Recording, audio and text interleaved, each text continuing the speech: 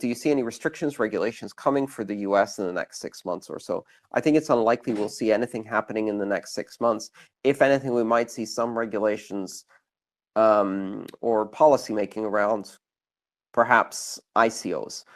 But in terms of regulating exchanges or regulating the use of Bitcoin, things like that, I don't expect much to change. The vast majority of those regulations are applied on a state-by-state basis in the US. They're on a federal level. What really has application is the SEC, FinCEN for crime enforcement, and of course the IRS.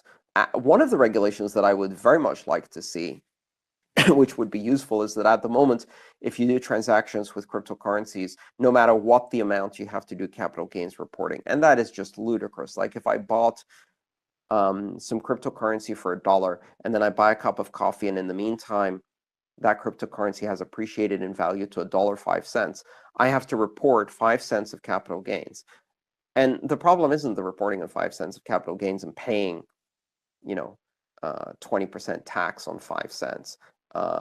But for these tiny, ridiculous amounts, you end up spending, you could end up spending hundreds or $1,000s in accounting costs and reporting costs to produce these monster tax returns full of tables of transactions, which are completely useless to everyone, just to report, $100 in capital gains. So there's a proposal to introduce an exception to the law that says any transaction under, say, $600 does not require capital gains reporting. That would be smart, but I'm not holding my breath for governments to do smart things. Oh, very good. Someone actually mentioned that the bill for the capital gains $600 exception is HR 3708. In 2014, you told the Canadian Senate Committee on Banking and Finance to hold off on regulation for 5 years. What would you say to them and regulators generally now?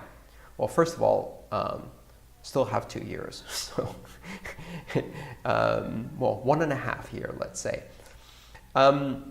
What I would say to them is continue to wait. There are places where regulation is necessary, and the places where regulation is necessary are places where companies are offering services around cryptocurrency that are not decentralized, that in fact are highly centralized and custodial in nature. That means they hold keys on your behalf.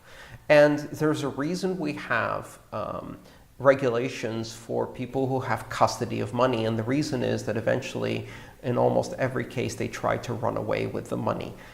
Theft, embezzlement, Ponzi schemes, and things like that happen in banking every day, and they happen in cryptocurrency exchanges that have custodial control over funds.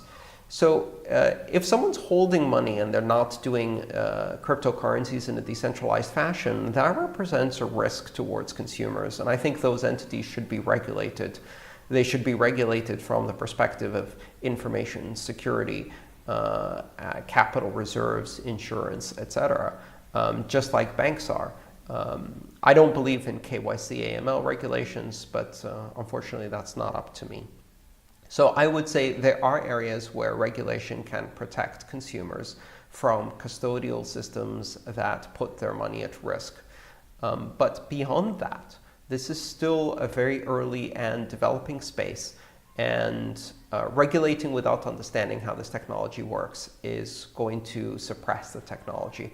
If anything, I would say Canada has benefited tremendously by having a sensible and light-handed approach to regulation, which has caused the ecosystem of developers and innovators and creators, as well as companies and startups, to flourish in Canada. And with that came a lot of jobs and a lot of investment. Banks are increasingly refusing to work with, meaning wire, money to exchanges and brokers.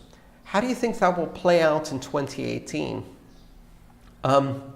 Well, the funny thing is that boycotting your competition in an industry that is rapidly changing is not a very good idea. Sitting in the sidelines, covering your eyes and ears and going, la, la, la, la, la, I can't hear you, That kind of approach to competitive innovation historically doesn't work out for the incumbent. What happens if banks cut off the on-ramps and off-ramps to Bitcoin exchanges? Do the exchanges go away? Do they stop operating? Does Bitcoin stop operating? No, not really. What happens is a lot of the interactions move to other places. They move to over-the-counter exchanges where, for example, people don't wire money to the exchange, but instead they set up an escrow payment with the Bitcoin, and then they wire money to each other. So how do you stop people from wiring money to other people? How do you know that money is for Bitcoin? You don't. So effectively, by banning exchange traffic and closing down the accounts of exchanges, the banks are encouraging over-the-counter trades where the wire transfers are happening from the buyer to the seller directly, not via an exchange. Ironically, what that does is it encourages the development of decentralization platforms, decentralized exchange platforms with escrow, things like BISC, but also local Bitcoins and various other platforms that allow you to escrow Bitcoin while you wait for a wire transfer. So that's one aspect. The other aspect is, of course, that when banks cut off these wires, they usually also make it difficult to withdraw money from exchanges. And that means you can't easily convert your Bitcoin into fiat. Well, unknowingly, what they're doing is they're encouraging more of a hold attitude by the buyers.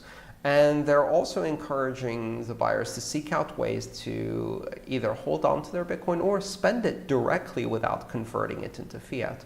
If you cut off the on-ramps and the off-ramps and someone's really enjoying driving on the freeway, they're going to stay on the freeway. And pretty soon you're going to have drive-through businesses setting up on the freeway to serve them there instead of waiting for them to get off and convert into the other currency, to mix my metaphors a bit. So what that does is it encourages more and more people to operate within the economy rather than treating cryptocurrencies as an intermediary currency. They treat it as their main currency in many cases, and they stop converting. It also encourages those who are investors to simply hold for the long term, because when they do want to get out, they'll find less liquid, less convenient ways like over-the-counter markets.